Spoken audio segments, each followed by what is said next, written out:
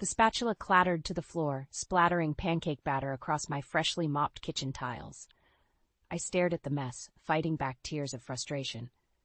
This was supposed to be easy. How hard could it be to make a simple breakfast? "Everything okay in there, hon?" Ben called from the dining room. I plastered on a smile he couldn't see. "Just peachy.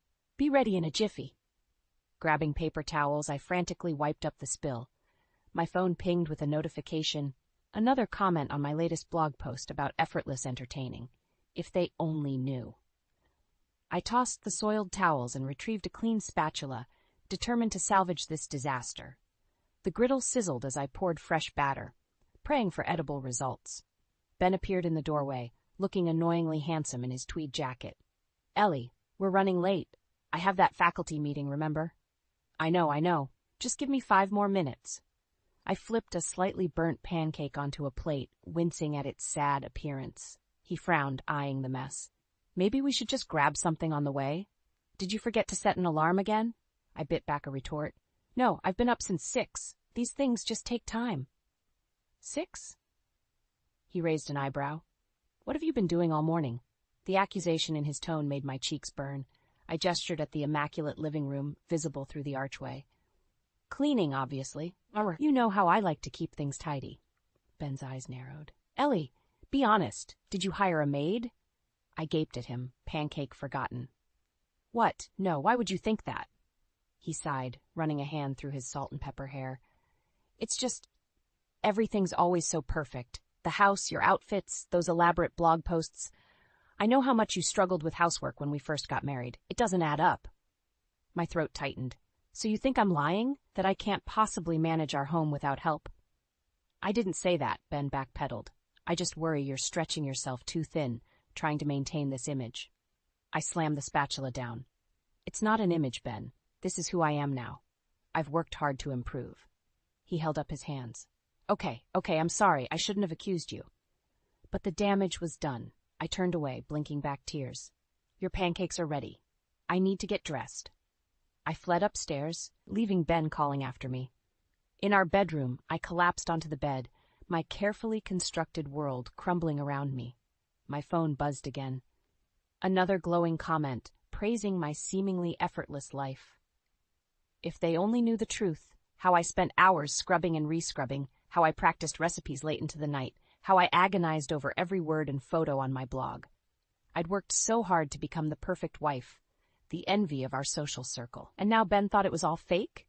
Anger bubbled up, replacing the hurt. I'd show him. I'd prove I could do it all, be the ideal homemaker and a successful career woman. Squaring my shoulders, I marched to the closet and selected a crisp white blouse and pencil skirt. I touched up my makeup, erasing any trace of distress. Downstairs, Ben was finishing his pancakes. He looked up guiltily as I entered. "Ellie, I'm sorry. I shouldn't have." I cut him off with a bright smile. "Water under the bridge, darling. Now, don't you have a meeting to get to?" He blinked, thrown by my sudden change in demeanor. Right. Yes." I handed him his briefcase and kissed his cheek. "Have a wonderful day, sweetheart. I'll see you tonight." As the door closed behind him, my smile faded. I pulled out my phone, fingers flying over the keys as I composed a new blog post. 5 simple steps to a spotless home, I typed. Number 1, start with a positive attitude. I paused, a devious glint in my eye. Oh, I'd show Ben just how capable I could be, and I'd do it with a smile. I stood in the kitchen, scrubbing furiously at an already spotless counter. The events of the morning replayed in my mind, Ben's accusation echoing like a broken record. How dare he question my abilities, my dedication? The front door opened, and I tensed. Ben's footsteps approached, hesitant. "Ellie," he called, "can we talk?" I turned, forcing a smile. "Of course, darling. How was your meeting?" He frowned, clearly thrown by my cheerful demeanor. "It was fine. Look about this morning." "Water under the bridge," I chirped, turning back to my task. "No, it's not." Ben's hand on my arm stopped me. "We need to discuss this." I faced him, my smile slipping. "Discuss what exactly? How you don't trust me? How you think I'm incapable of managing our home?" He sighed. "That's not what I meant. I'm just concerned. You're always so perfect. It's not natural." My jaw clenched. "So now I'm too good at being a wife? Make up your mind, Ben." "That's not." He ran a hand through his hair. "I miss the old Ellie, The one who burned dinner and left laundry in piles, the one who didn't obsess over every little detail. I recoiled as if slapped. The old Ellie wasn't good enough for you. Remember? You were always complaining about the mess, about eating takeout every night. I never meant for you to change completely. Ben's voice rose. I just wanted you to try a little harder. But this perfect housewife act, it's not you, Ellie. Act? I spat the word.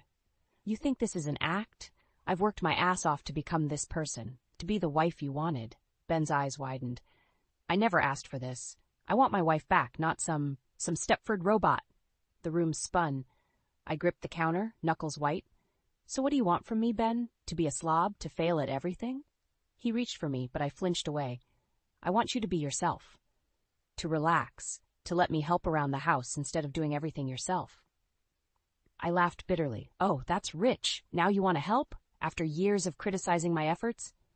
I never. Save it. I held up a hand. I don't need your help. I'm managing just fine on my own. Ben's expression hardened. Are you? Really? Because I'm starting to wonder if you've hired someone to help. A maid, maybe? Or a ghostwriter for your blog? The accusation hung in the air, sharp as a knife. I stared at him, speechless. That's what I thought, Ben said quietly. Ellie, this has to stop.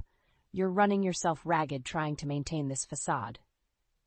It's not a facade, I shouted, surprising us both. This is who I am now. Why can't you accept that? Ben's shoulders slumped. Because I don't recognize you anymore, and I'm worried about what this obsession is doing to you. To us. I turned away, blinking back tears. Maybe you never knew me at all. The silence stretched between us, a chasm widening with each passing second. Finally, Ben spoke. I have an idea. Why don't you spend some time with my mother? Learn from her? She's always been great at balancing everything. I whirled around, incredulous. You want me to shadow your mother? Like some kind of trainee housewife? That's not what I meant. No, I think that's exactly what you meant. My voice was ice. You don't think I can do this on my own. You think I need Mommy to show me how to be a proper wife. Ben's face flushed. That's not fair. I'm trying to help. Well, don't. I grabbed my purse from the counter. I don't need your help, and I certainly don't need your mother's. Ellie, wait. But I was already out the door, slamming it behind me. As I stormed down the driveway, my phone buzzed. Another notification from my blog. You're such an inspiration, the comment read. How do you do it all? I laughed, the sound bordering on hysterical. If they only knew. If Ben only knew. One thing was certain. I'd show them all just how capable I could be, no matter what it took. The doorbell chimed, shattering my concentration. I glanced at the clock, frowning. Ben wasn't due home for hours, and I wasn't expecting anyone. Wiping flour-covered hands on my apron, I hurried to answer. My heart sank as I opened the door. Hannah, Ben's mother, stood on the porch, a bright smile on her face. Surprise, dear, she chirped, sweeping past me into the foyer. I thought I'd pop by for a visit. I plastered on a smile, panic rising in my chest. Hannah? What a lovely surprise. I'm afraid you've caught me in the middle of baking. She waved a dismissive hand. Oh, don't worry about me. I'll just have a look around while you finish up. Before I could protest, Hannah was off, inspecting every nook and cranny of our home. I trailed behind, frantically searching for any imperfection she might criticize. To my shock, Hannah's comments were nothing but praise. Oh, Ellie, the living room is immaculate, and look at how you've organized the bookshelves. Simply charming. I blinked, unsure how to respond. Thank you, and the kitchen! Hannah exclaimed as we entered. My goodness, it's spotless. You must work so hard to keep everything in such perfect order. A lump formed in my throat. This was the validation I'd been craving, but it felt hollow coming from Hannah. Did she truly mean it, or was this some kind of test? It's nothing, really, I mumbled, averting my eyes. Hannah's hand on my arm startled me. Ellie, dear, are you all right? You seem tense. I opened my mouth to brush off her concern, but to my horror, tears welled up instead. I'm fine. It's just been a stressful few days. Hannah's expression softened. Oh, sweetheart. Come, sit down. Tell me what's troubling you. Before I knew it, I was pouring out the whole sordid tale. The fight with Ben, his accusations, the suggestion that I shadow Hannah. To my surprise, my mother-in-law listened without judgment, her face growing increasingly concerned. When I finished, Hannah shook her head. Oh, Ellie, I'm so sorry you've been going through this alone, and I'm furious with my son for treating you this way." I gaped at her. You are?" "Of course," Hannah's eyes flashed. "The nerve of him questioning your abilities after all you've accomplished and suggesting you shadow me, as if you need lessons in homemaking. Honestly." A weight lifted from my shoulders. I was worried you'd agree with him." Hannah squeezed my hand. "Never. Ellie, you've created a beautiful home here. More importantly, you've built a successful career with your blog. Ben should be celebrating your achievements, not tearing you down." Tears threatened again, but this time from relief. "Thank you, Hannah. You have no idea how much that means to me." We sat in companionable silence for a moment before Hannah spoke again, her tone hesitant. "Ellie, dear, may I ask you something?" I nodded, suddenly wary. "Are you happy? Truly happy, I mean. Not just putting on a brave face for the world?" The question caught me off guard. I opened my mouth to give my usual cheery response, but the words stuck in my throat. Hannah's eyes were kind but knowing. "It's okay if you're not, you know. No one can be perfect all the time, not even the fabulous lifestyle blogger Ellie Matthews." Something inside me cracked. The facade I'd worked so hard to maintain began to crumble. "I'm exhausted," I whispered, the admission feeling like both a betrayal and a relief. "I'm constantly terrified of slipping up, of not being good enough. For Ben, for my followers, for myself." Hannah nodded, understanding in her eyes. "Oh, my dear, you don't have to carry this burden alone. Have you talked to Ben about how you're feeling?" I shook my head, shame coloring my cheeks. "I can't. He already thinks I'm faking it all. If he knew how much I'm struggling, then he'd have the chance to support you," Hannah finished gently. "Ellie, marriage is a partnership. You don't have to be perfect all the time." As her words sank in, the front door opened. Ben's voice called out, "Ellie, are you home? I saw Mom's car outside." Hannah and I exchanged a look. The moment of truth had arrived. I smoothed my dress for the 100th time, forcing a smile as Ben and I walked into the faculty dinner. After our recent fights, I was determined to prove I could be the perfect wife he seemed to want. The room buzzed with conversation, academics in tweed jackets mingling over glasses of wine. "There's Jack," Ben said, steering me towards a portly man with a salt and pepper beard. "I want you to meet his wife, Sarah. She's amazing, runs their household like clockwork while volunteering at the hospital." My stomach clenched. Another impossible standard to measure up to. Jack beamed as we approached. "Ben, and this must be the famous Ellie. We've heard so much about you." I shook his hand, my blogger persona slipping into all good things, I hope. A harried-looking woman appeared at Jack's side, dark circles prominent under her eyes. "Sorry I'm late," she muttered. "The sitter canceled last minute." "Ellie, this is my wife, Sarah," Jack said proudly. "Superwoman herself." Sarah's tired eyes met mine, and I saw a flicker of recognition. Not of me, but of the exhaustion we both felt. As the men fell into shop talk, Sarah leaned closer. "So you're the lifestyle guru. How do you do it? I can barely keep my head above water most days." I opened my mouth to give my usual perky response, but something in her desperate expression stopped me.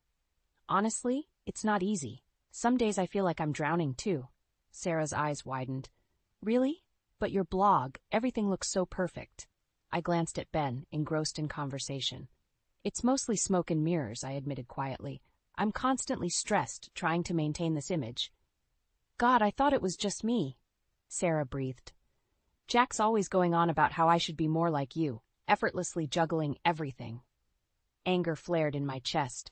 "There's nothing effortless about it, and it's not fair for them to expect that from us." Sarah nodded vigorously. "I know. But try telling them that. Jack thinks I'm just being lazy when I can't keep up." "Ladies," Ben's voice interrupted our conspiratorial whispers. "What are you two gossiping about?" I plastered on a smile. "Oh, just swapping recipes. Sarah was telling me about her famous pot roast." Ben chuckled. "Better not give away all your secrets, Sarah. Ellie might actually learn to cook." The casual jab stung more than it should have. I saw Sarah flinch in sympathy. "Actually," I said, my voice steely, "I was telling Sarah about my blog. She's interested in starting one of her own."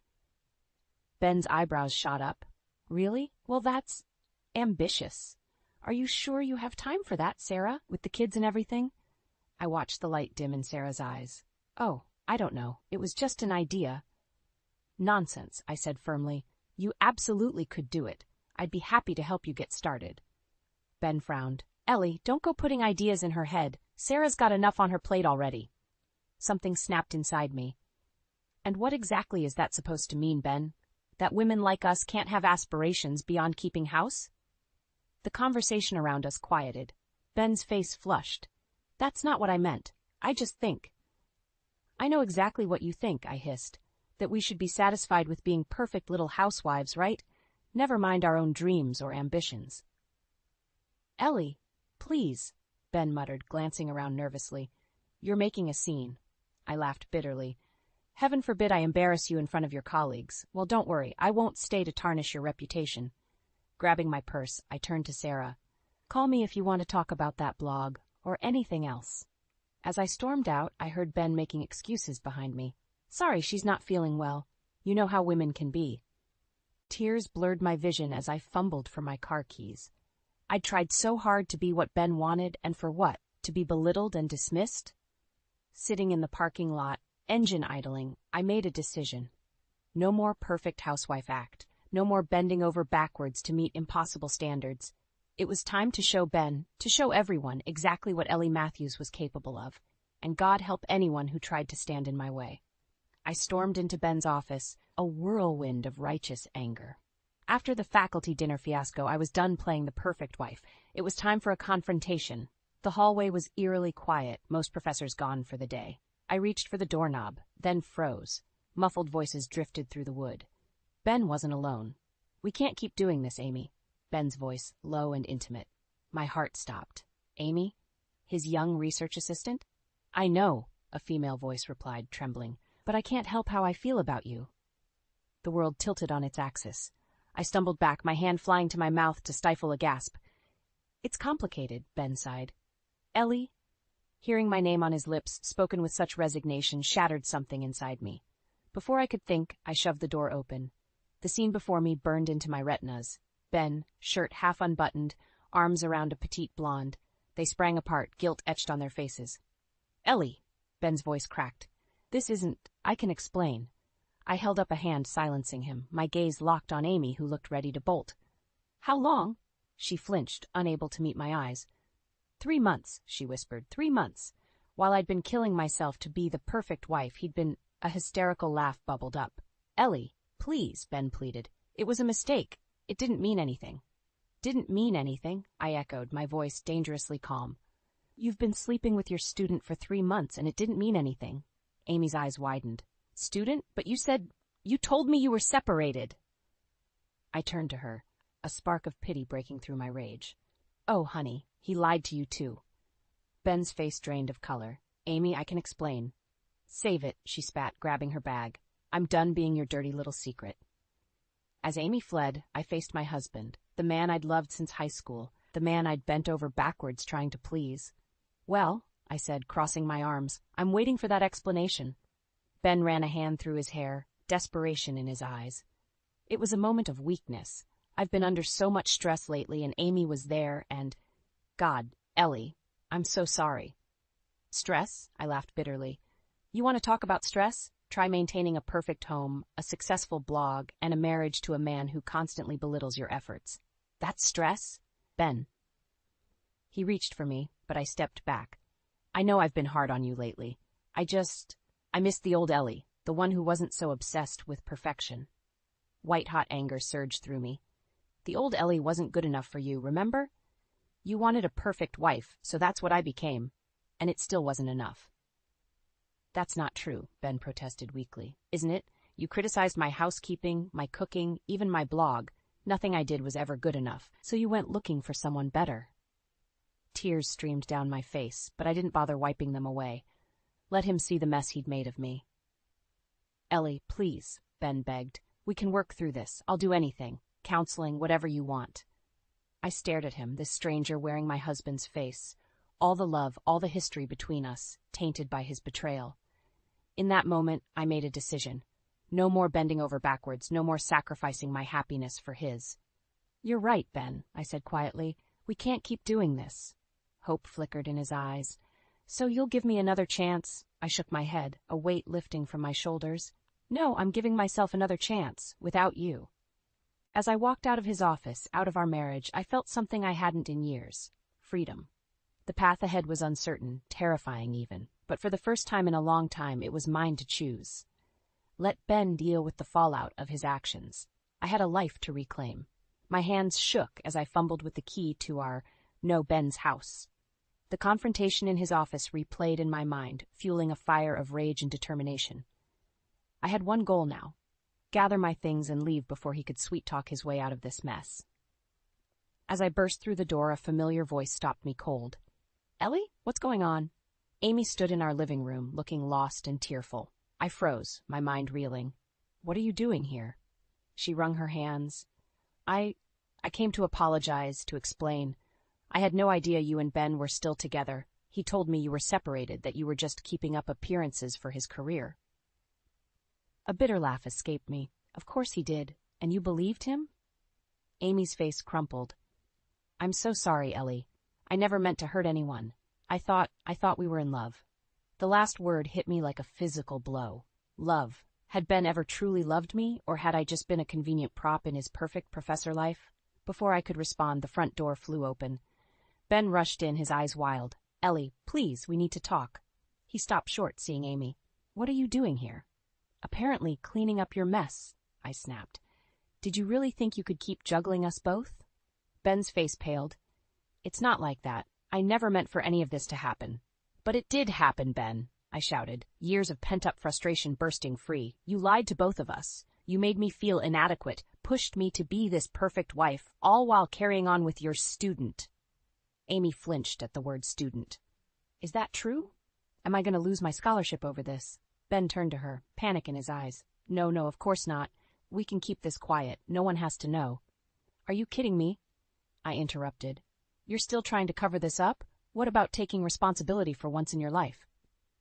"You don't understand," Ben pleaded. "If this gets out, I could lose my job, my reputation." "Your reputation?" Amy's voice rose, hysteria edging in. "What about my future, my career? God, I'm such an idiot."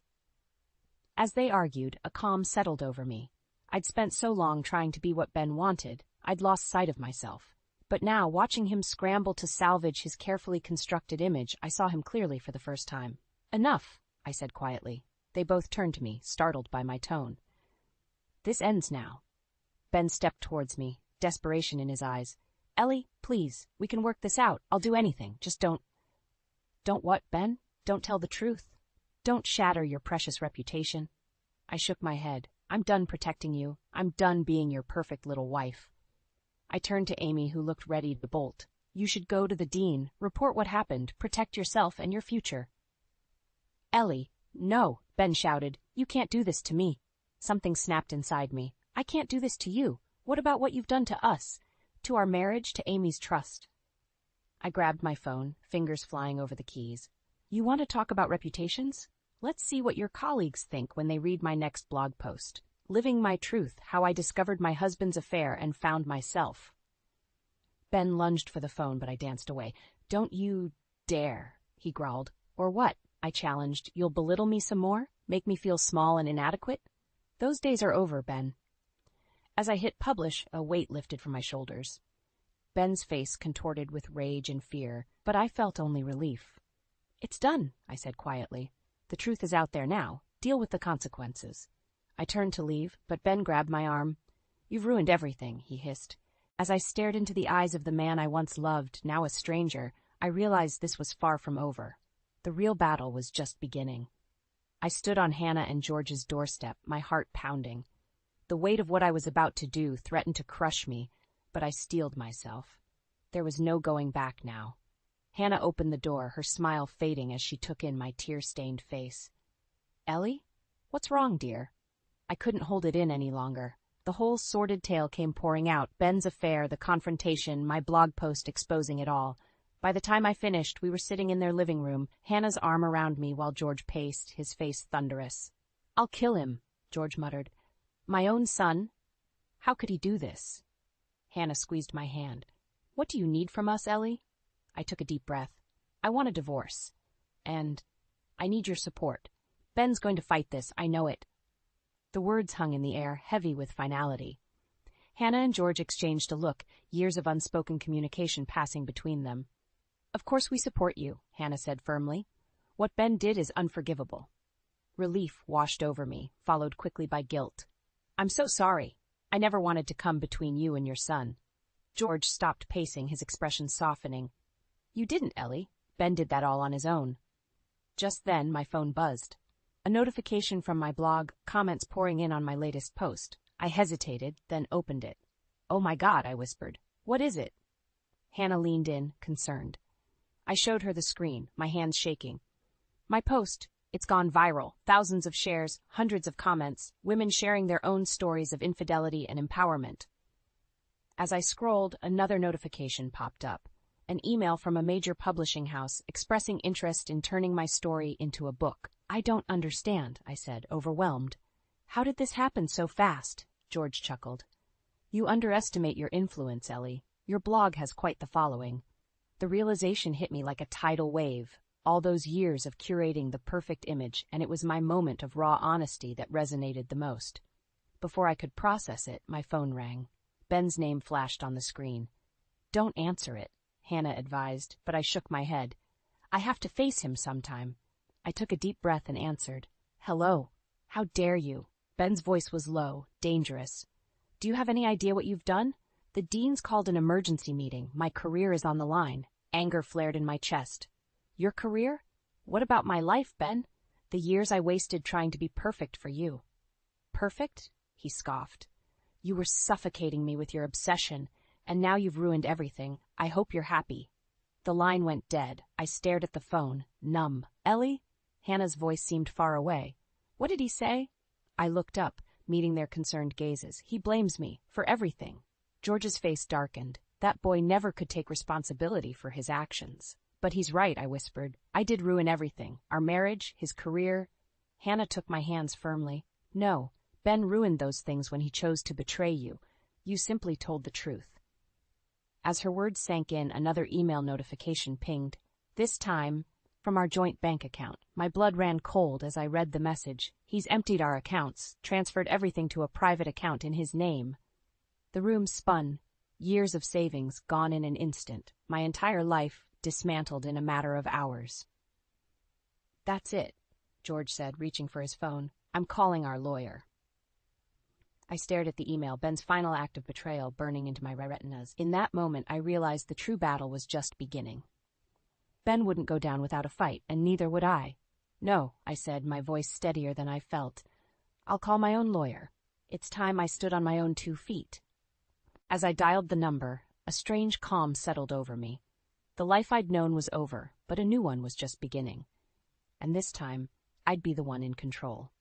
I stood in the courtroom, my heart pounding as the judge prepared to deliver her verdict. Months of bitter legal battles had led to this moment. Ben sat across the aisle, his once handsome face haggard and resentful. "In the matter of Matthews versus Matthews," the judge began, her voice echoing in the tense silence, "this court finds in favor of the plaintiff, Ellie Matthews." A collective gasp rippled through the room. I closed my eyes, relief washing over me like a tidal wave. "Furthermore," the judge continued, "given the evidence of financial misconduct, Mr. Matthews is ordered to repay all funds illegally transferred from joint accounts, plus interest." I opened my eyes to see Ben's face contort with rage. He leapt to his feet, shouting, "This is outrageous! She ruined my career, and now you're taking everything?" "Mr. Matthews, control yourself or I'll hold you in contempt," the judge warned. As Ben sank back into his seat, defeated, I felt a weight lift from my shoulders. It was over. I was free. Outside the courthouse, Hannah and George enveloped me in a warm embrace. "We're so proud of you, Ellie," Hannah whispered, tears in her eyes. "Thank you," I said, my voice thick with emotion. "I couldn't have done this without your support." As we turned to leave, a familiar voice called out. "Ellie, wait!" Ben approached, his expression a mix of anger and desperation. "Can we talk? Please?" I hesitated, then nodded to Hannah and George. "I'll be fine," I assured them. Once alone, Ben's facade crumbled. "I'm sorry," he said, his voice breaking. "I know I messed up, but isn't there any way we can fix this? Start over?" For a moment, I saw a glimmer of the man I'd fallen in love with all those years ago. But then I remembered the lies, the betrayal, the years of feeling inadequate. No, Ben, I said softly. We can't go back. Too much has changed. Because of your blog? He scoffed. Your newfound fame? I shook my head. Because I've changed. I'm not the woman who bent over backwards trying to please you anymore. I like who I've become. Ben's face hardened. So that's it? You're just going to throw away 15 years of marriage? You threw it away, I corrected him gently. I'm just picking up the pieces and building something new. As I turned to walk away, Ben called out, You'll regret this, Ellie. You need me. I paused, looking back at him one last time. No, Ben, I don't. And that's the most liberating thing I've ever realized. Weeks later, I sat in my new apartment, surrounded by boxes yet to be unpacked. My laptop glowed with the final draft of my book, part memoir, part self-help guide for women reclaiming their lives. A notification pinged, another message from my blog's community. Women sharing their own stories of empowerment, thanking me for giving them courage. Tears pricked my eyes as I read their words. All those years of curating a perfect image, and it was my raw, honest truth that resonated the most. My phone buzzed. A text from Sarah, Jack's wife. Coffee tomorrow? I have big news. I smiled, remembering our conversation at the faculty dinner. She'd started her own blog, inspired by my journey. Now she was talking about going back to school, pursuing her long-forgotten dreams. As I typed a reply, I caught sight of my reflection in the window. Gone was the perfectly coiffed, perpetually stressed woman I'd been for so long. In her place was someone softer, stronger, someone real. The doorbell rang, startling me from my reverie. I opened it to find Hannah, arms laden with groceries. I thought you might need some help settling in, she said with a warm smile. You didn't have to do that, I protested, but she waved me off. Nonsense. You're family, Ellie. That hasn't changed. As we unpacked the groceries, chatting and laughing, I felt a profound sense of peace settle over me. My life hadn't turned out the way I'd planned, but maybe that was okay. I'd lost a husband, but gained a true family. Lost a facade, but found my authentic self. And in sharing my story, I'd connected with countless women on similar journeys. For the first time in years, I wasn't worried about being perfect. I was simply happy being me. As Hannah and I clinked coffee mugs in a toast to new beginnings, I knew with absolute certainty the best was yet to come. It's terrible. It seems Mom has fallen down the stairs at home and gotten hurt. No sooner had I pressed the call button than my husband, Tony, spoke in a panicked voice. What? That's why. Mom's been injured. I'm going to go back to my parents' house for a while to take care of her. I'm leaving the house stuff to you. I thought, my mother-in-law? But she's right in front of me. Right now, I'm happily having coffee with my mother-in-law at her house. What is Tony talking about? As I was puzzled, she gestured to me with her eyes and pressed her index finger to her lips with a shoe. I nodded okay and put my smartphone on speaker mode between my mother-in-law and me. Hey, is it really true that Mom got hurt? Then, I'll rush over to Mom's place right now. I made sure to confirm with my mother-in-law clearly. What? No, it's okay, it's okay. You don't get along with her, right? Leave Mom's care to me. By then, not wanting to continue the conversation any longer, Tony abruptly hung up the phone. I was dumbfounded, and my mother-in-law, who had been holding back her laughter, burst into laughter as soon as the call ended. Let's see how things go for a while. My husband, Tony, completely disinterested in me now, still doesn't know about the secret relationship between my mother-in-law and me. I could envision his pale face in the future, and I couldn't help but smile. My name is Kathy. I have been working as a caregiving assistant since graduating from high school, and I'm now in my 50s. Tony was my high school classmate, and we got married in our late 20s. In the early days of our marriage, I had a problem. It was with his mother, Dorothy. His parents' house was nearby, so I ran into her frequently at the supermarket or when taking out the trash. Naturally, I always greeted her with a smile. But she always ignored me. Having been a well-educated career woman who traveled the world in her younger days, she seemed to disdain me, a high school graduate, as unsuitable for her son. However, I later realized this was a misunderstanding. One day, Dorothy confronted me about why I frequently left home late at night. From her probing gaze, I realized she suspected infidelity. "You're always out late at night." I feel sorry for my son. "Mom, it's not like that. Actually, the elderly I care for often wander off at night. And their families ask me to help look for them, so I end up out late." When I explained the situation honestly, Dorothy blushed and sincerely apologized for her mistake. "I'm really sorry for being rude. I just assumed you were cheating." Seeing Dorothy apologize deeply, I also realized that I had misunderstood her. I shared a story that inspired me to pursue a career in caregiving. And she smiled warmly and looked at me kindly. I once escorted an elderly woman with dementia to the police station when I was a high school student. Seeing how kindly the caregiving assistant spoke to her, I decided I wanted to be a wonderful woman like that, and I chose the path of caregiving. I'm really proud to have become your mother-in-law.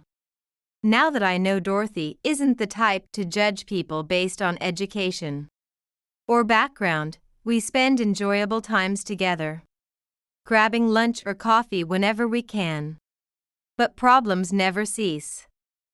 About 3 years into our marriage, Tony suddenly started being cold to me. I thought he must be tired from work, so I tried to keep things cheerful.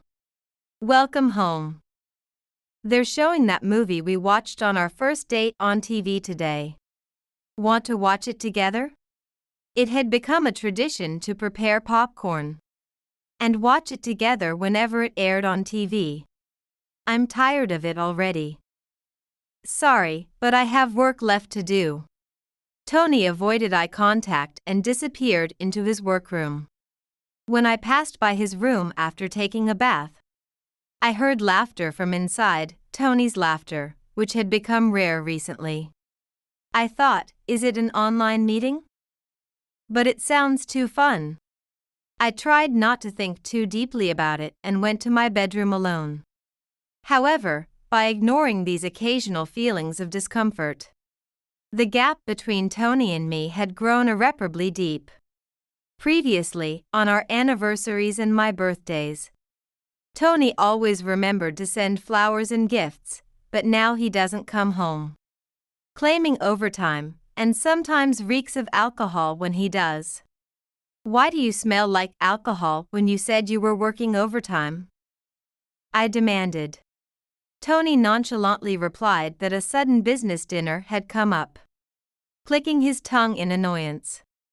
Gradually, our nights together dwindled, and even if I snuggled up to him in bed, Tony would twist uncomfortably and turn his back to me.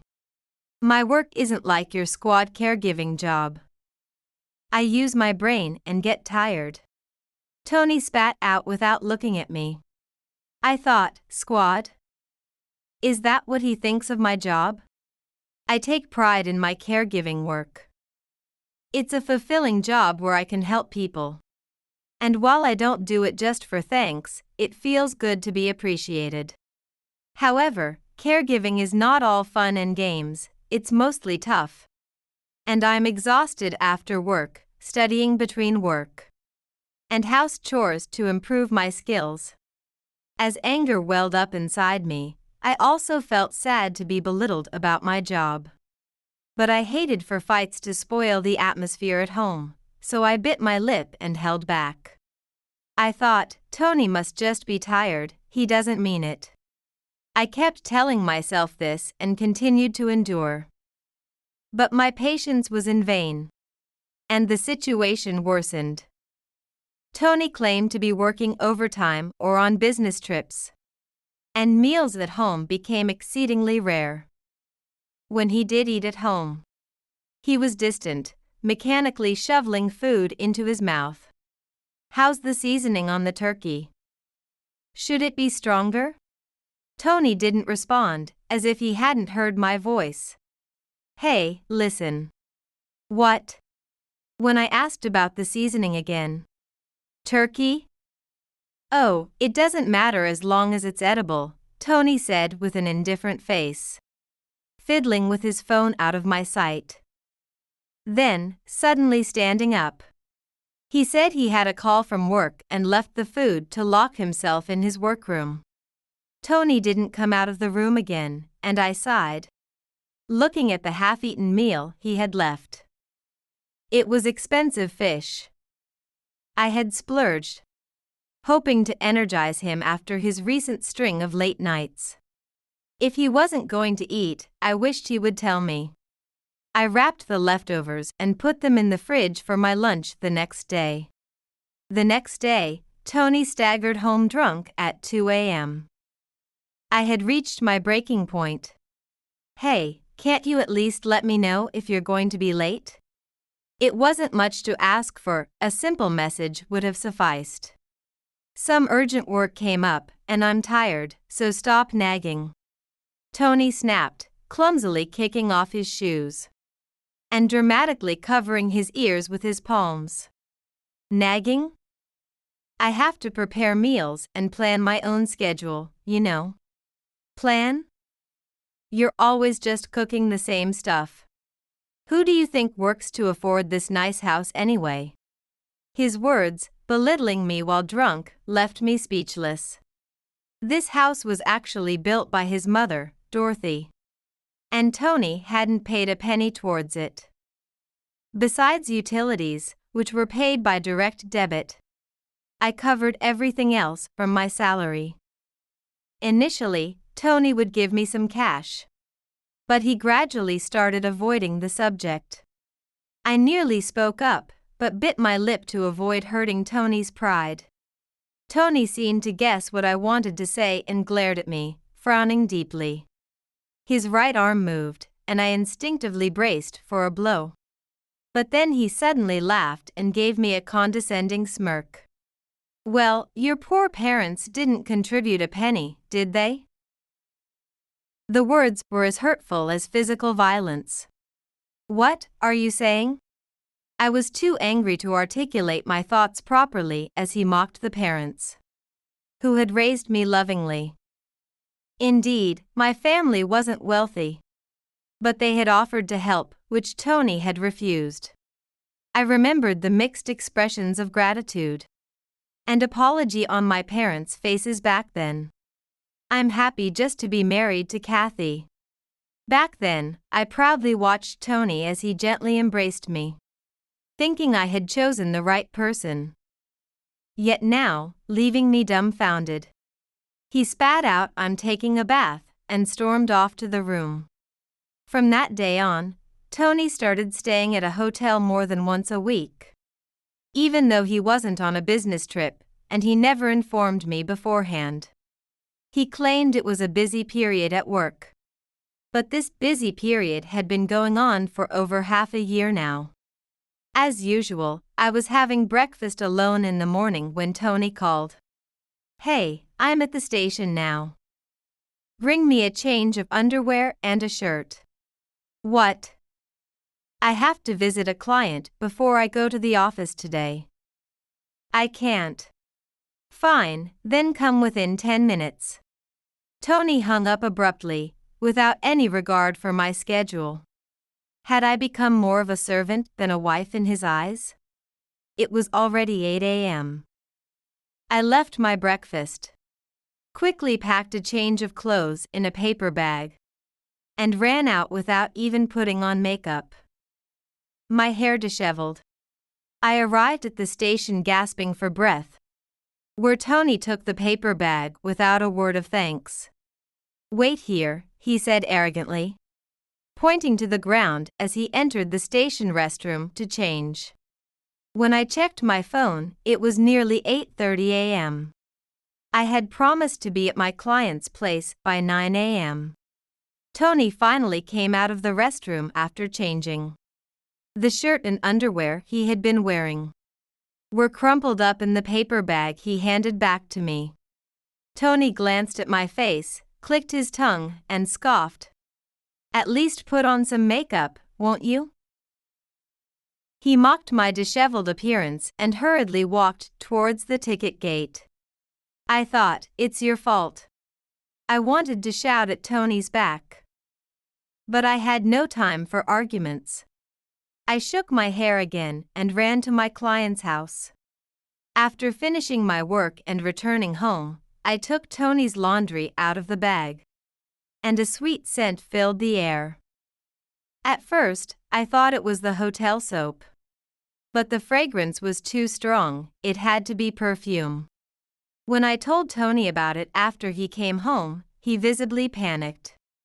"Ah, that. It's just the perfume of the woman next to me on the crowded train."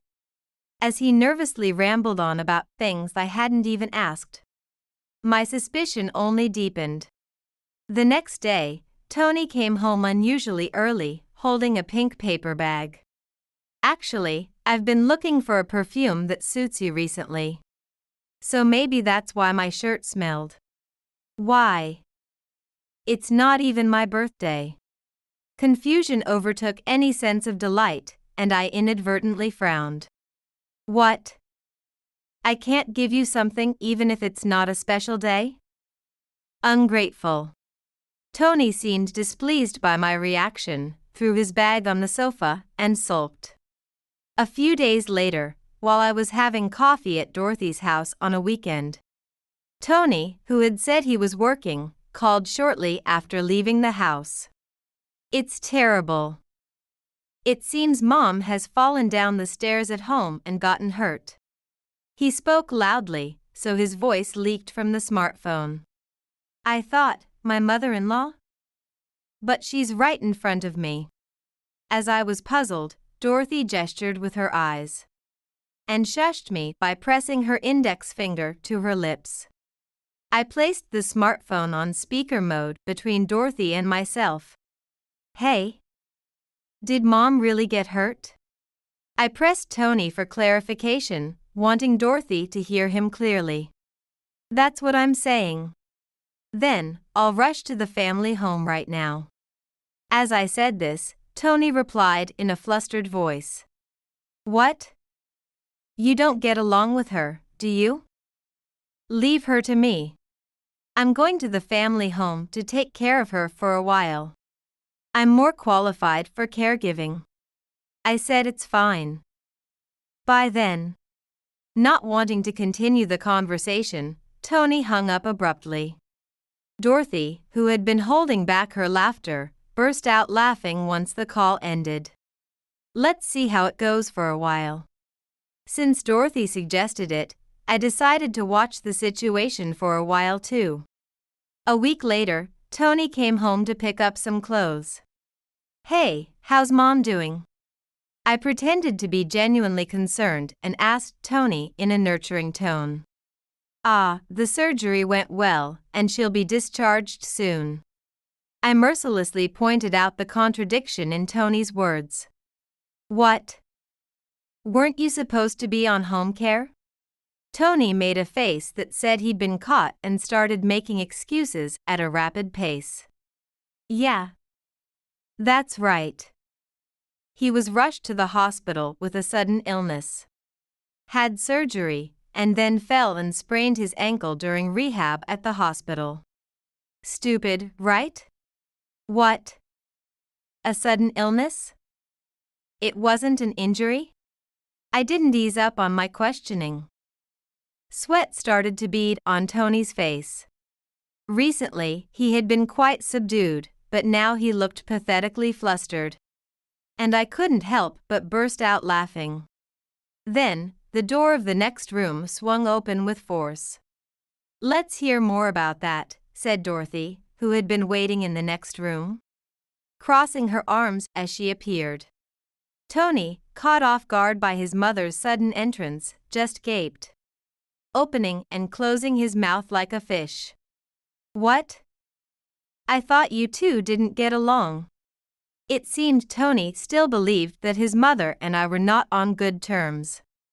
No wonder, as there had been virtually no real conversation between Tony and me for years.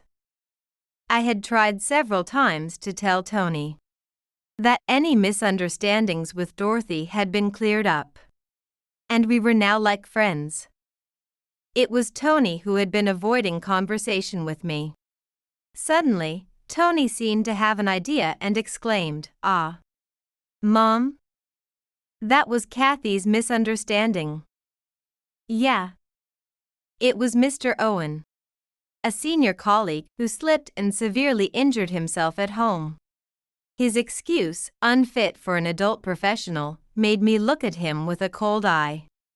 Then, I casually pulled out my smartphone from my pocket and tapped the screen. "Leave Mom to me.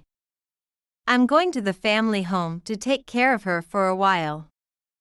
By then, I had recorded a phone call from Tony from a week ago, starting midway through the call. I clearly hear Mom though.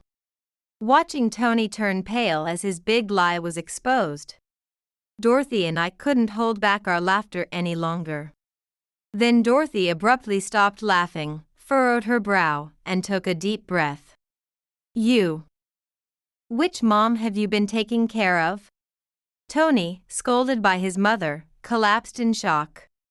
He had once told me that he had rarely been scolded by his mother. Looking up at Dorothy with teary eyes, Tony seemed just like a little child.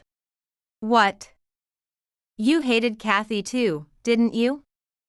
You always belittled her caregiving job." Tony tried to shift the blame to Dorothy in a near-crying voice. "That's because I saw Kathy leaving the house at night and suspected she was cheating. I would never belittle her caregiving work." Dorothy began to explain a connection between herself and me that Tony still didn't know about.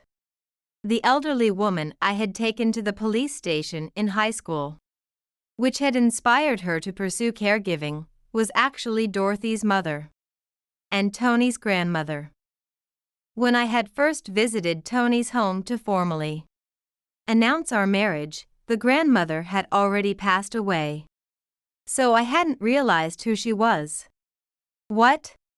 Tony exclaimed in a stunned voice.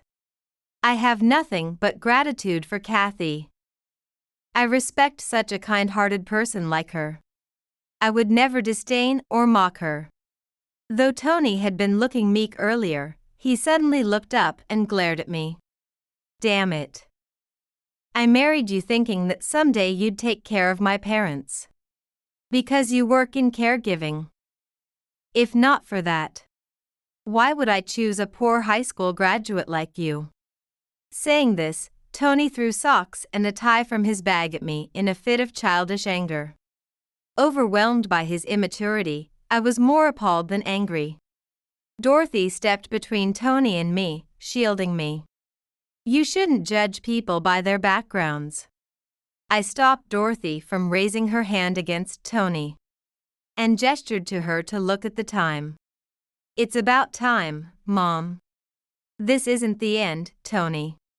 "Right, let's get to the main point then." Tony defiantly rolled his eyes and clicked his tongue. "Is there still more?" Just then, the doorbell rang as if on cue. "Hello from Flower Garden." A lively female voice was heard, and as I opened the front door, a young woman in her early 20s stood there holding a bouquet. I invited her inside. Confused but following along, she gasped in surprise when she saw Tony sitting on the floor. "What? Tony? Yikes." Tony made a strangled noise upon seeing the woman's face. The florist looked back and forth between Tony and us, her expression full of suspicion. "What's going on here?" As the woman questioned Tony, he screamed as if in agony and fled into the next room, slamming and locking the door behind him. "I don't know you. It's a case of mistaken identity. We are strangers to each other." From his clumsy tone, it was clear Tony was in considerable confusion. What? It's me, Alyssa. We were together just this morning. Ha. No, it's a mistake. Alyssa, who had introduced herself, called out to Tony through the door. But he had clammed up, probably cowering and covering his ears, waiting for things to cool down.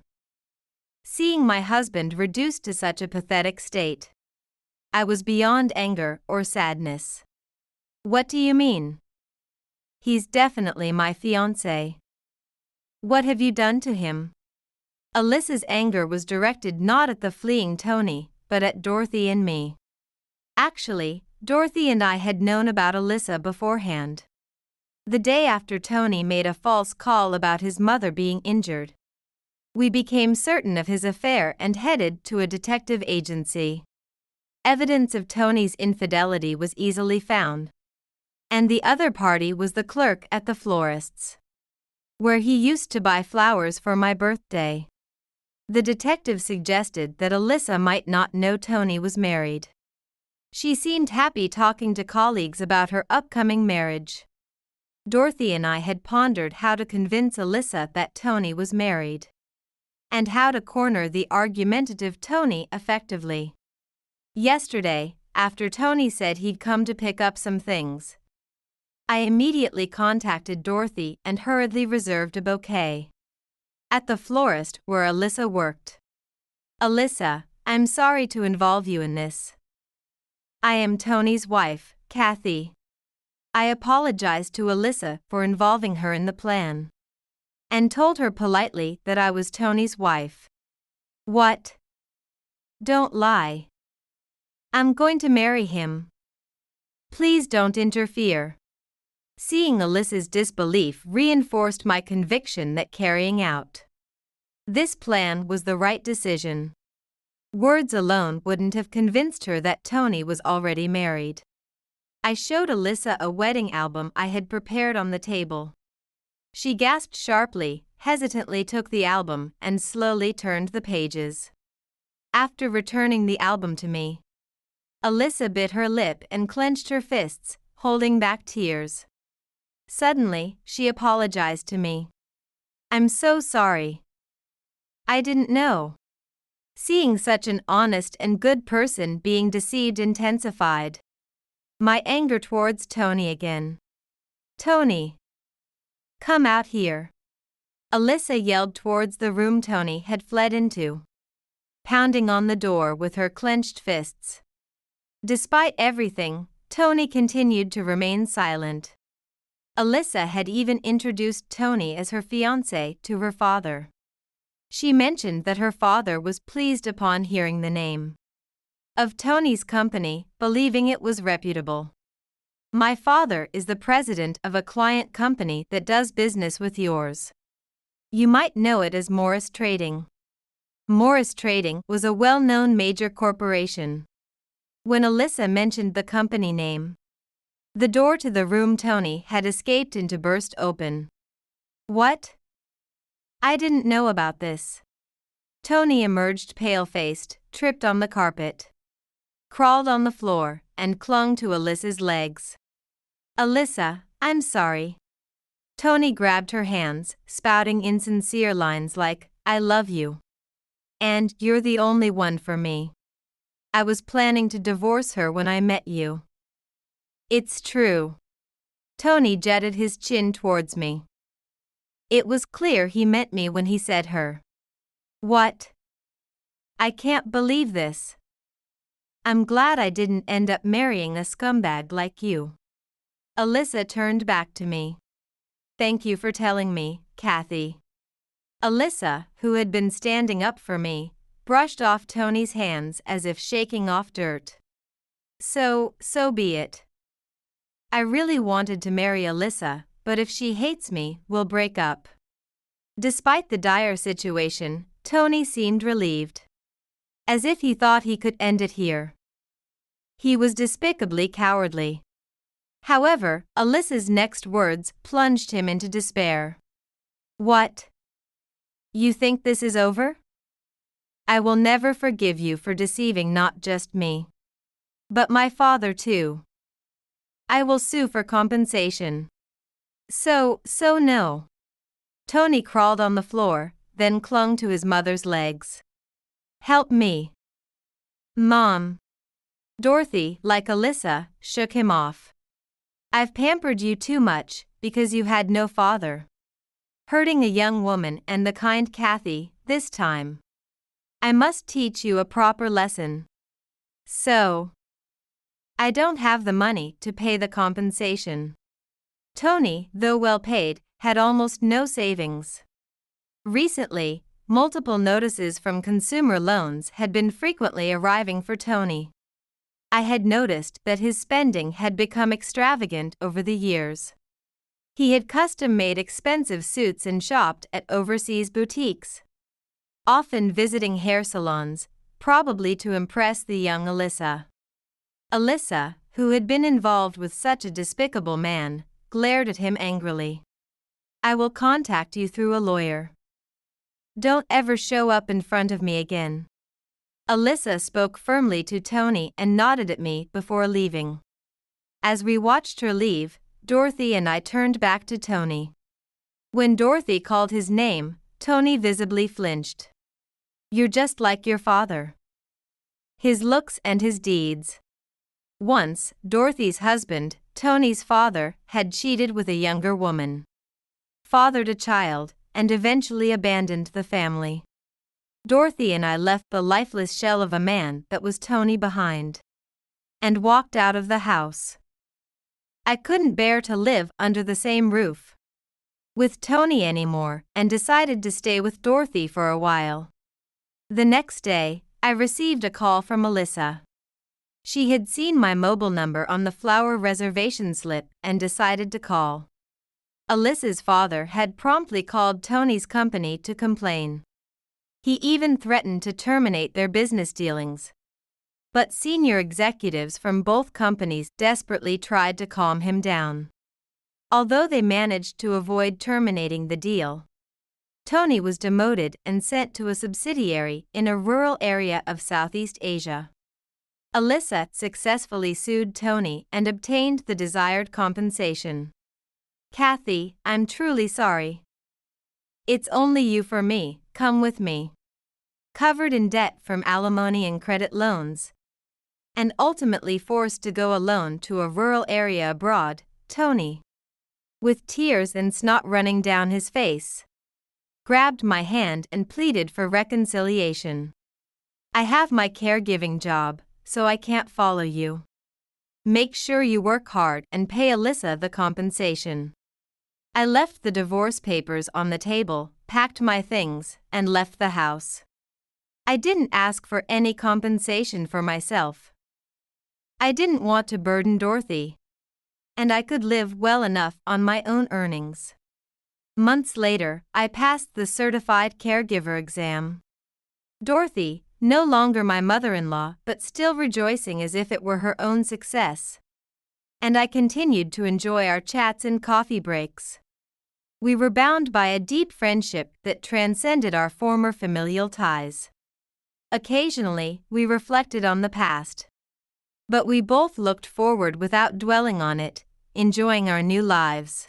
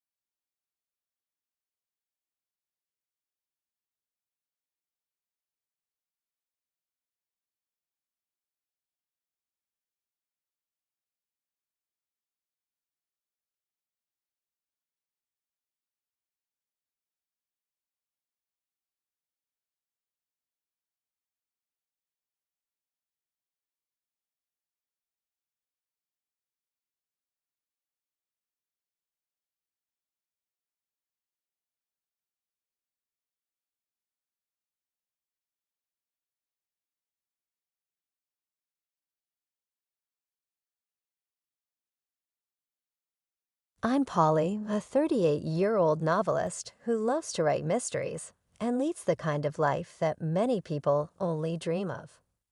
My books have devoted readers, and writing helps me provide for my family. Stephen, our 9-year-old son, and I have been married to Peter for 10 years.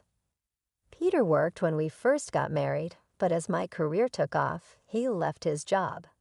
He hasn't done anything for the past few years, usually spending his days playing pachinko. I recently learned of something unsettling. Peter has been dishonest, using my credit card to lavishly buy designer goods on someone else. For the sake of our son, I've tolerated his behavior, but I've had enough. It's time for a change. I can no longer wait. This shift was brought about by the most unlikely person, someone I never would have imagined coming to my support, stepping in to assist me. I saw Peter one day dressed absolutely out of character in a suit, which was unusual for him. I asked him about it, curious. He told me he was off to a job interview after initially appearing surprised. "It's time I started working again," he replied. I wanted to believe him, that at last he was considering how he could better himself for the future of our family. I wished him well and went back to work, realizing I had a deadline approaching. The hours passed, and Peter didn't come back until 2 in the morning. I realized at that moment that I couldn't let things stay the same because of the late hour and the enigmatic job interview, which left me with more questions than answers. For the sake of my future and that of our son, it was time to face the facts of our circumstances and make some difficult choices. Peter shambled in the door that evening, his breath heavy with perfume and vodka. Tired, or was he simply being irresponsible? He fell back on the living room sofa, his smartphone falling out of his palm but staying unlocked. I couldn't help but give in to my curiosity and suspicions. I grabbed his phone and quickly looked at it. Unquestionable evidence that my husband was having an extramarital affair with my best friend Nancy was what I discovered there, and it shocked me to my core. Only hours before, they'd been at an upscale restaurant with a stunning view of the night sky. It seemed like a bodily blow to be betrayed. How could I be subjected to this abuse by both Nancy and Peter, who were married? I suppressed my tears since I didn't want to wake Peter. I silently copied the damning pictures and texts to my phone. I had to gather myself and carefully consider what to do next. As if nothing had happened, I questioned Peter about his night the next morning. "Peter, let's talk about yesterday. Despite your claim to have had an interview, you arrived home somewhat late. What took place?" His eyes darted away, giving off an uneasy vibe as he searched for an explanation. "I ran into a friend after the interview, and we went out for drinks," he stated. He denied it when I questioned him about the identity of the acquaintance. "Catherine, just some dude. I mean, do I really need to explain everything?" I bit my frustration back and said nothing. His avoidance not only strengthened my resolve to deal with the problem as dignifiedly and strategically as possible, but it also reinforced my worst assumptions. It has been a month since that discovery, and Peter's treachery still carries a heavy burden. Since I know that confronting him could permanently damage our family, I haven't done so yet. If it were just me, I would have already shown him the proof and asked for a divorce. But because of our son and the complicated feelings he brings, I've had to carefully weigh every option, since I know that whatever I choose would have a lifelong impact on our family.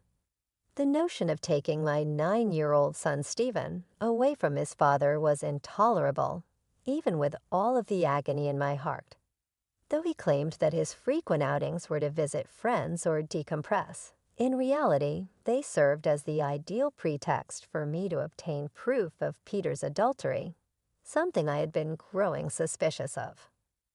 One day, seizing an opportunity while Peter was out, I rummaged through his belongings and found a stack of receipts for women's designer items, luxuries I certainly hadn't received. None of these high-end goods were in our home, leading me to one painful conclusion. Peter was lavishing these expensive gifts on Nancy, my so-called best friend. But the mystery deepened. How was Peter financing these extravagant purchases? He hadn't worked in years and was living off the modest allowance I gave him from my earnings. Concerned and needing answers, I devised a plan to follow him. I called my brother to watch Stephen, cloaking my real intentions under the guise of a shopping trip.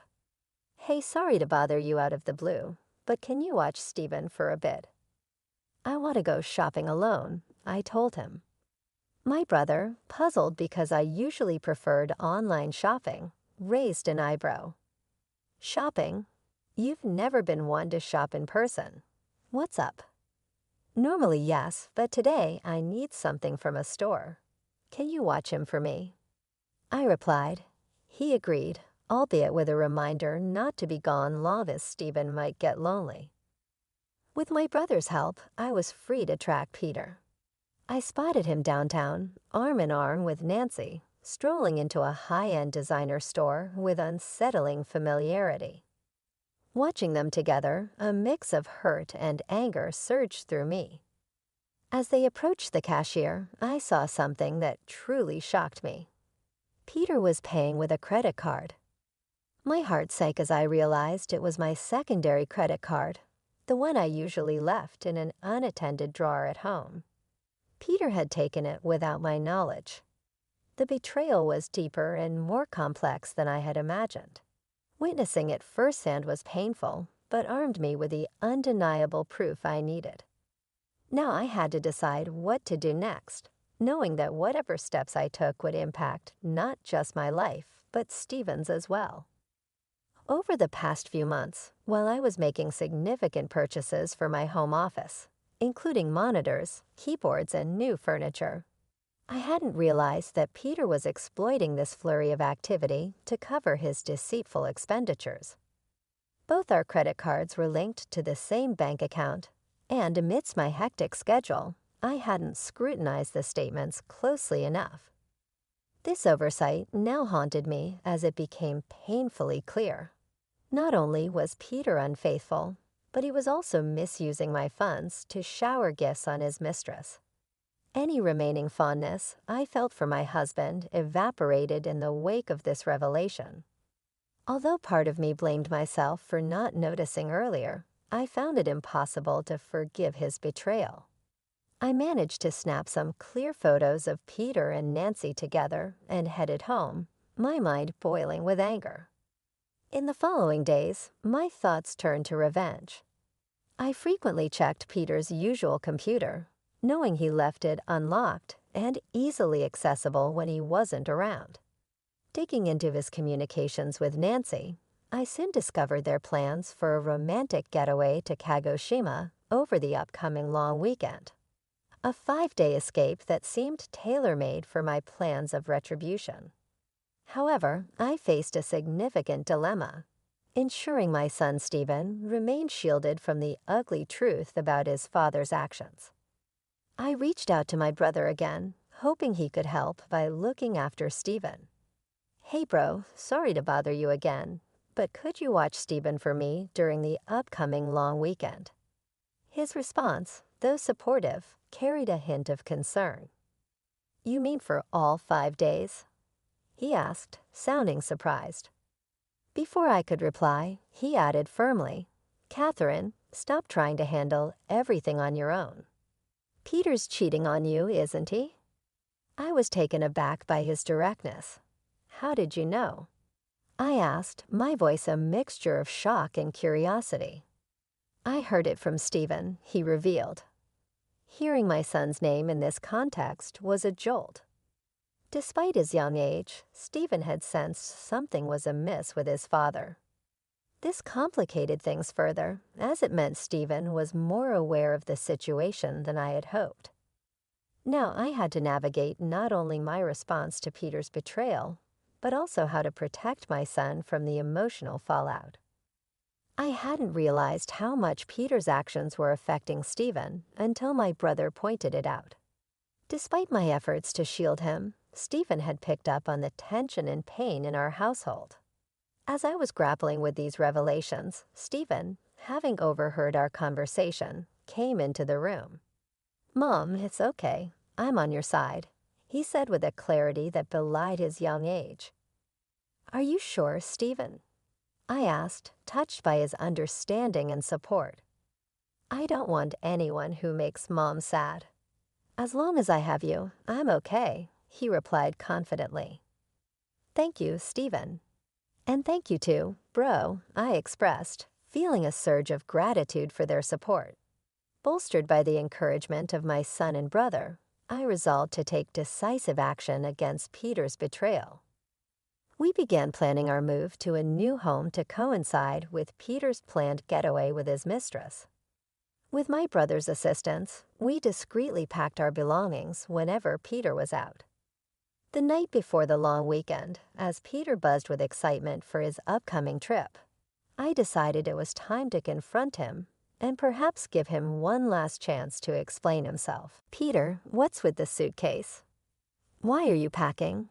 I inquired as he shuffled things around. "Oh, this? I'm going on a trip with a friend starting tomorrow," he answered nonchalantly. "A trip? Did you mention anything about that?" "It seems like a last-minute decision," I probed, hinting at my knowledge of his misuse of the allowance I gave him. My husband's annoyance was palpable as he tried to dismiss my questions. "Don't talk to me about it anymore, Catherine," he snapped. I lowered my voice, pressing him further. "Are you going on this trip with just a friend?" My tone caused him to flinch, his shoulders tensing as he realized the depth of my awareness. His reaction confirmed my suspicions, and I knew what I had to do next for myself and Stephen. Despite his obvious deceit, Peter tried to dismiss my concerns with a lie. "You've been nagging me a lot lately, Catherine," he said, trying to justify his secretive plans as a mere trip with a friend. "Have a good time," I retorted, my voice heavy with sarcasm. "Yeah, I'm excited for our new home," I said as I left the room. Deep down, if Peter had been honest with me, I might have considered resolving our issues more amicably, perhaps negotiating some alimony and child support even despite his infidelity. After all, there was a time when he was my pillar, supporting me when my novel struggled to find readers. I didn't want to hold on to hatred or resentment towards him. However, given the extent of his deception, I couldn't just stand by for the sake of my son and my future. Ending the relationship had become inevitable.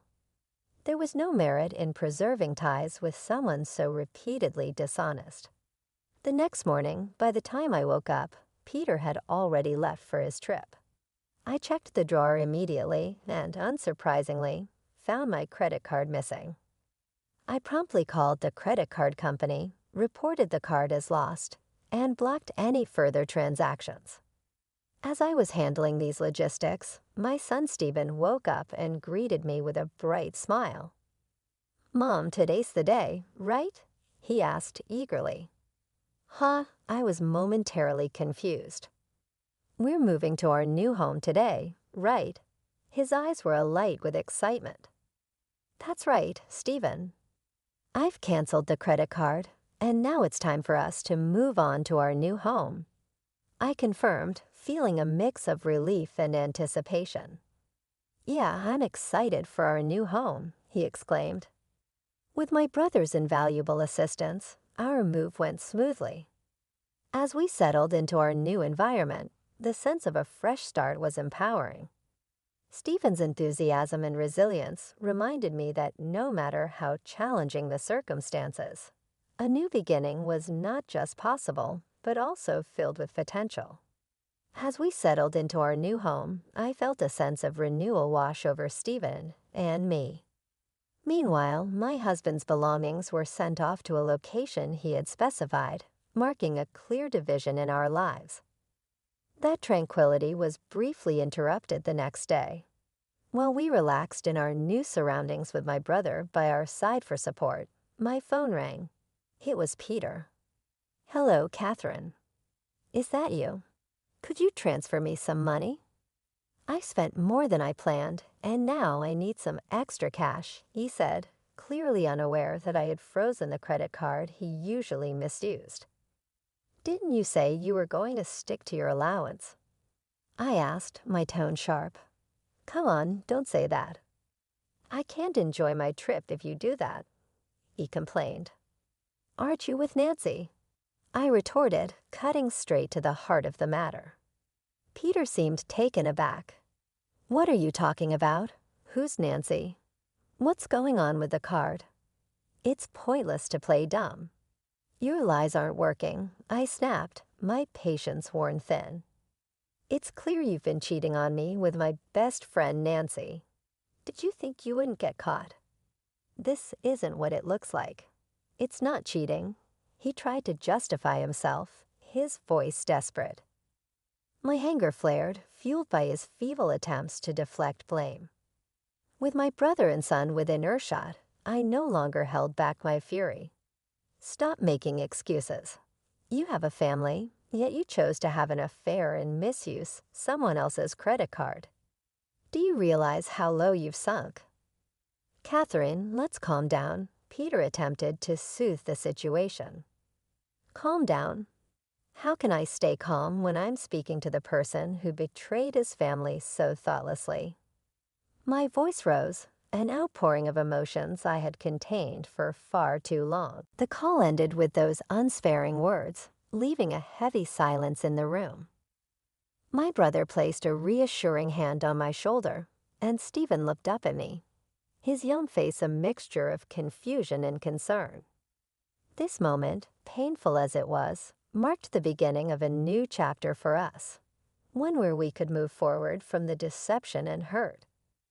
Overwhelmed with a mixture of disgust and resolve, I made my feelings brutally clear to Peter. Let me make this clear. I have no intention of forgiving you or offering any help. You and the woman you cheated with can go straight to hell. Don't you dare show your face in front of me or Stephen ever again. With those final words, I hung up the phone, abruptly ending the call. Shortly after, Nancy, the woman he cheated with, called me. Her voice was tinged with demand. Catherine, what are you doing? She asked sharply. Nancy, long time no see. How's your trip with your best friend's husband going? I retorted, my words dripping with sarcasm. Shut up. Explain yourself. She snapped back. What are you talking about? She asked, feigning ignorance. Don't play dumb. You sent Peter's belongings to my house, didn't you? During our move, I had strategically shipped all of Peter's belongings to Nancy's house, fully aware that she was the other woman. Since Nancy was married, her husband was bound to be at home when the delivery arrived. I had included a detailed letter explaining the situation, ensuring that her husband would understand the full extent of our spouse's betrayal. As I shouted at Nancy over the phone, barely containing my rage, she blurted out, "Are you serious?" My husband found out, and he's furious. Isn't that expected? You're having an affair even though you're married. My supposed best friend did such a disgraceful thing. You're the worst. I'm incredibly disappointed in you. I fired back. Excuse me. She responded, taken aback. I think that's my line. You were the one having an affair with my husband. Do you think I'd forgive you for that? Who showed disrespect first, Nancy? I wasn't serious. It was just a fling. There's no way I'd settle for a jobless loser like him. She tried to minimize her actions. Whether you were serious or not doesn't matter to me, I replied coldly, cutting through her excuses. The betrayal had severed any ties of friendship we had, leaving only the stark reality of her deception. I informed her bluntly, I'm divorcing Peter, and your affair is a fact that I won't forgive. I'll be demanding the maximum compensation from both of you, so be prepared. Compensation? I didn't agree to that. Why should I pay compensation? Nancy protested, her voice tinged with panic. It's only natural. You did something that warrants it, I replied firmly. But wait, I'm a housewife. I can't afford to pay compensation, she stammered. That's for you to figure out. Maybe you can ask your husband for help, though I doubt he'll be inclined to assist you now, I said coldly. Wait a minute, Catherine, please, she began to plead, but I was done listening. Goodbye, I said and hung up the phone, then promptly blocked her contact. I moved forward with the divorce proceedings through a lawyer, demanding compensation not just from my ex-husband Peter, but also from Nancy. I sought child support and reimbursement for the funds Peter had frivolously spent on my credit card. Nancy's spouse served her with divorce papers, as she was now facing debt from the compensation payments. Eventually, I've heard, they had to force her to leave their house. She tried to depend on her family, but that didn't work out, so she had to start working nights to make ends meet. Peter's relationship quickly collapsed as a result of his desire to rely on Nancy and his subsequent accusation of being the cause of it. After they split up, he had a protracted unemployed period and had to work many part-time jobs to make ends meet. I am ready to pursue the court order if he ever defaults on the child support or restitution. Stephen and I, meanwhile, are thriving in our new surroundings. He is maturing rapidly, flourishing in a loving household free from the pain of the past. My main goal is to keep giving him a loving environment and protect him from any more emotional upheaval.